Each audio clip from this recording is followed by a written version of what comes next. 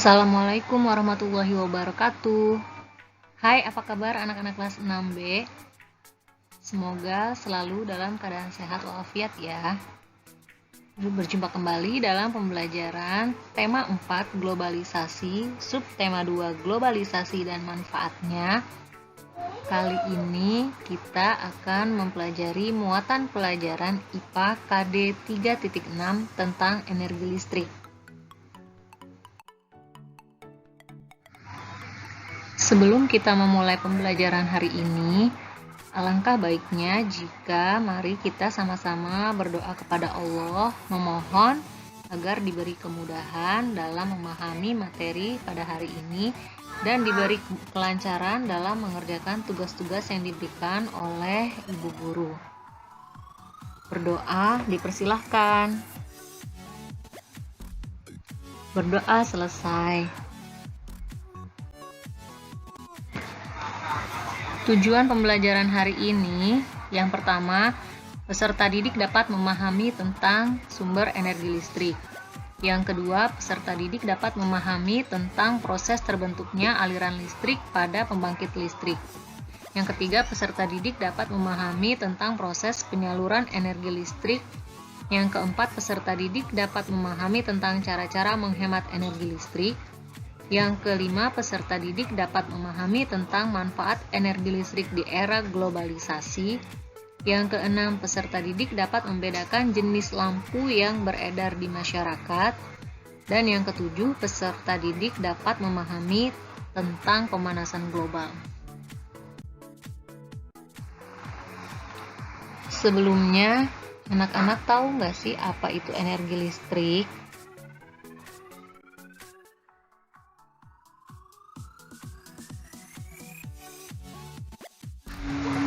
Energi listrik merupakan energi yang timbul karena adanya arus listrik yang mengalir melalui hantaran.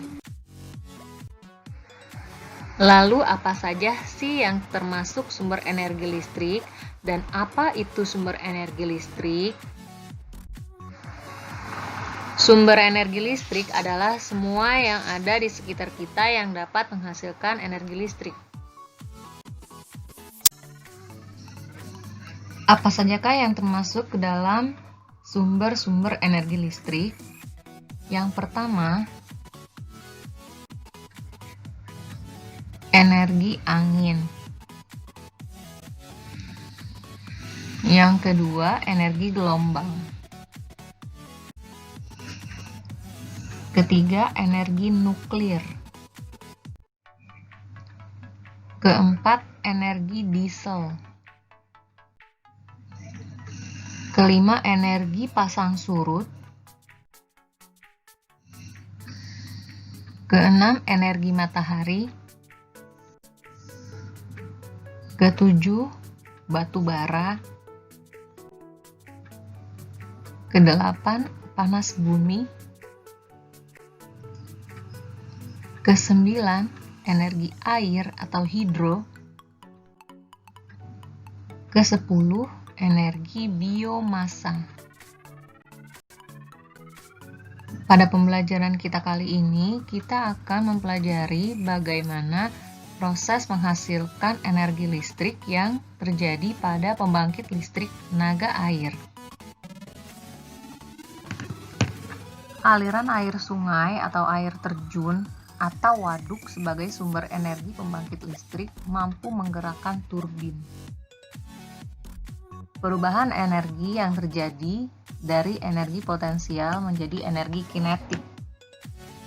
Lalu, gerakan kincir air pada turbin menggerakkan dinamo atau generator yang kemudian membangkitkan listrik. Kecepatan turbin berputar disesuaikan dengan kecepatan aliran air. Semakin cepat aliran airnya, maka turbin berputar juga semakin cepat, sehingga energi listrik yang dihasilkan juga semakin besar. Terjadi perubahan energi gerak menjadi energi listrik yang kemudian disalurkan ke rumah-rumah melalui proses transmisi listrik.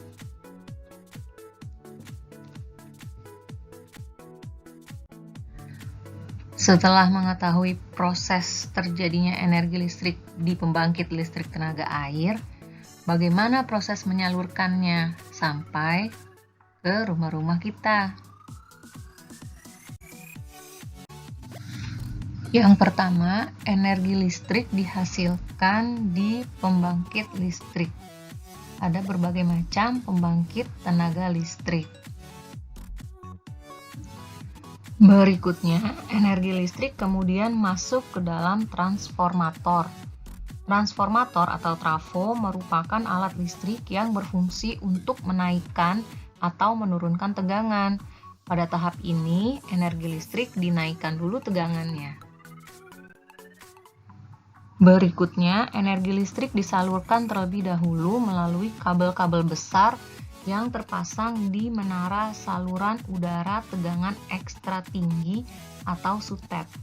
Hal ini dikarenakan energi listrik yang dihasilkan oleh PLTA memiliki tegangan yang cukup tinggi. Energi listrik disalurkan ke dalam pabrik-pabrik. Pabrik-pabrik biasanya membutuhkan energi listrik cukup besar untuk keperluan produksi. Energi listrik kemudian masuk kembali ke dalam transformator. Transformator ini berfungsi untuk menurunkan tegangan.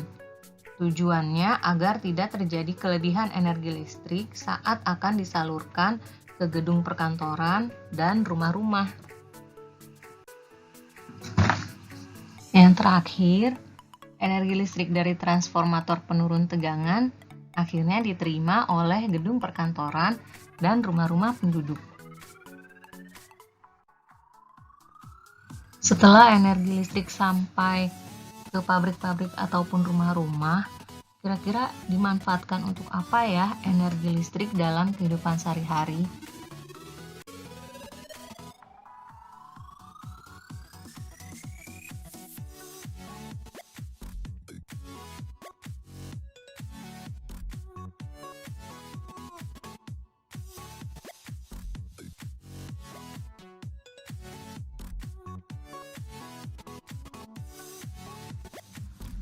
Satu, sumber energi.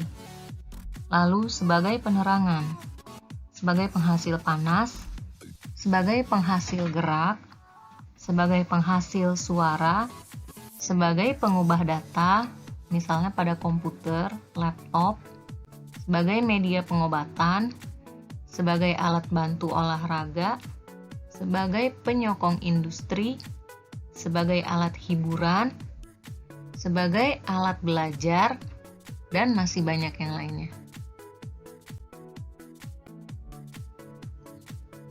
Pengadaan listrik di rumah-rumah juga tidak selamanya mulus. Ada kalanya kan rumah kita mengalami pemadaman listrik. Nah, kira-kira apa ya penyebab terganggunya proses penyaluran listrik?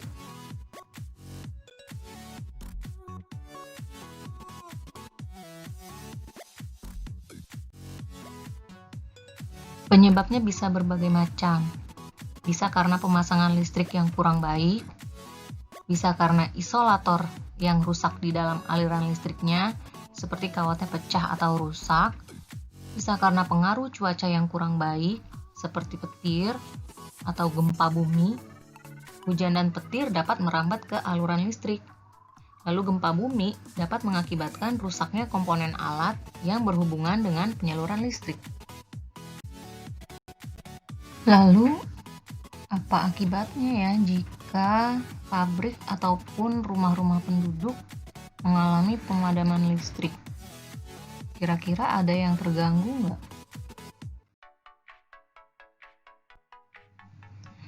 Iya, yang pasti terputusnya penyaluran listrik ke tempat-tempat yang membutuhkan, seperti pabrik, rumah, perkantoran, lalu mengganggu aktivitas yang ada di dalam pabrik, perkantoran, dan rumah-rumah tersebut. Misalnya mereka sedang melakukan produksi jadi terhambat, sedang melakukan pekerjaan kantor jadi terhambat, ibu rumah tangga maupun anak-anak sekolah yang sedang PJJ, aktivitasnya bisa terganggu karena terjadi pemadaman listrik. Lalu bagaimana sih cara menghemat energi listrik? Yang bisa kita lakukan untuk menghemat energi listrik di rumah adalah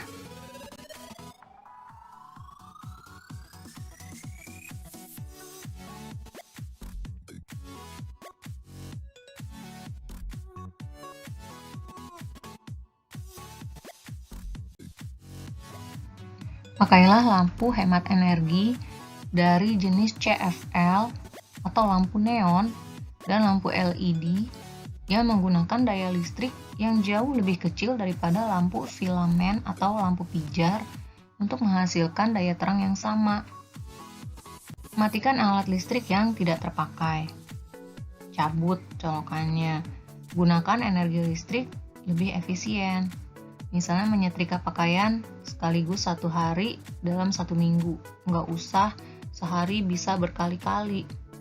Lalu pilih alat elektrik dan alat elektronik yang memilih fitur hemat. Buka jendela atau horden di siang hari. Jadi kita menggunakan cahaya matahari, bukan lampu. Lalu gunakan barang elektronik dengan kapasitas secukupnya. Misalnya mesin cuci kita kapasitasnya untuk 8 kg. Tidak boleh lebih berarti, gunakan sesuai dengan kapasitasnya. Lalu kurangi penggunaan alat listrik. Kalau misalnya bisa membuat bumbu tanpa blender, ya pakai ulekan. Misalnya gerah, tidak usah pakai AC atau kipas angin, pakai kipas tangan saja.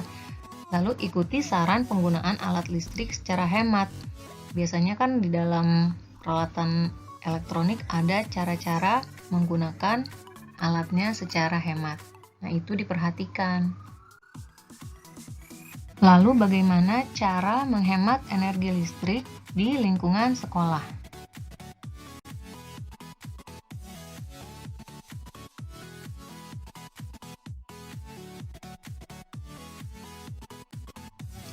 Cara menghemat listrik di sekolah diantaranya yaitu tidak menyalakan lampu kelas jika pencahayaannya bagus.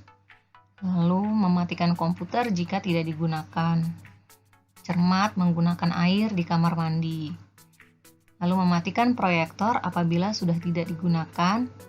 Dan yang terakhir mematikan AC atau kipas angin jika tidak diperlukan atau tidak digunakan. Misalnya setelah pulang sekolah. Itu pun jika ruangan kelasnya menggunakan AC atau kipas angin. Nah, tadi waktu kita membahas tentang cara menghemat energi listrik di rumah, kalian sudah mendengarkan ada beberapa jenis lampu yang beredar di lingkungan masyarakat. Ada lampu pijar, lampu neon atau CFL, dan lampu LED. Kira-kira apa ya perbedaan dari ketiganya itu?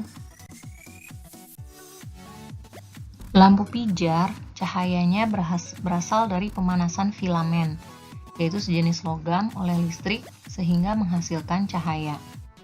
Lampu neon atau CFL, Compact Fluorescence Light, cahayanya berasal dari pendaran fosfor karena adanya radiasi ultraviolet dari uap atau gas merkuri yang teraliri listrik. Sedangkan lampu LED atau Light Emitting Diode memiliki tingkat efisiensi listrik paling tinggi. Banyak digunakan untuk penerangan rumah dan jalan, lampu lalu lintas, juga ruangan di gedung-gedung atau di rumah-rumah. Dari ketiga jenis lampu ini, yang paling hemat listrik adalah lampu LED. Nah, pernahkah kalian mendengar istilah pemanasan global? Adakah kaitannya pemanasan global ini dengan penggunaan energi listrik yang berlebihan yang terjadi di bumi? Pemanasan global adalah peningkatan suhu rata-rata permukaan bumi. Penyebab terjadinya pemanasan global atau global warming ada banyak. Di antaranya sebagai berikut. Yang pertama karena banyaknya karbon dioksida atau CO2 di atas bumi kita. Lalu terjadinya gas-gas rumah kaca. Apa sih rumah kaca itu? sama jika kita berada di ruangan rumah kaca, lalu kita bernafas, banyak orang di dalamnya, maka ruangan di dalam rumah kaca itu akan terasa panas karena banyaknya karbon dioksida yang kita keluarkan saat bernafas. Lalu banyaknya nitrogen oksida atau NO karena aktivitas hewan dan tumbuhan. Lalu terjadinya banyaknya pembangkit tenaga listrik. Lalu banyaknya pabrik-pabrik modern, lalu banyaknya pembakaran bahan bakar fosil, asap-asap kendaraan, lalu ada atau freon dari kulkas dan pendingin ruangan atau AC. Tanda-tanda pemanasan global itu sering kita rasakan tapi kita tidak sadar. Sering kan kita bilang, aduh panas ya, panas banget ya. Padahal udaranya teduh, cuacanya teduh-teduh adem. Tapi kenapa kita merasakan panas? Itu karena terjadinya pemanasan global. Lalu bagaimana cara mengurangi pemanasan global? Ada beberapa cara yang bisa kita lakukan untuk mengurangi pemanasan global. Di antaranya, menggunakan alat elektronik secara bergantian. Lalu mengganti lampu dengan lampu hemat energi. Lalu menggunakan peralatan elektronik yang mempunyai daya atau wattnya yang kecil. Kemudian memanfaatkan cahaya matahari atau energi alternatif lain. Cahaya matahari misalnya pada siang hari, kita tidak menggunakan lampu. Energi alternatif lain sebagai pengganti bahan bakar fosil. Lalu memasang daya listrik di rumah sesuai keperluan. Jadi ternyata energi listrik itu punya hubungan ya dengan pemanasan global atau global warming. Nah, bagaimana penjelasan Ibu tentang energi listrik yang baru saja kalian simak? Ternyata energi listrik begitu besar manfaatnya, begitu besar juga pengaruhnya, dan begitu besar juga dampaknya bagi bumi dan bagi kita masyarakat dunia. Supaya energi listrik ini tetap ada hingga keturunan anak cucu kita nanti, caranya adalah kita harus berhemat energi listrik. Ayo hemat energi untuk masa depan yang cerah. Semoga pembelajaran kali ini dapat mudah dipahami dan memberikan manfaat bagi anak-anak semuanya. Terima kasih yang sudah menyimak dan mendengarkan. Mohon maaf jika ada kekurangan. Sampai jumpa di pembelajaran kita berikutnya. Wassalamualaikum warahmatullahi wabarakatuh.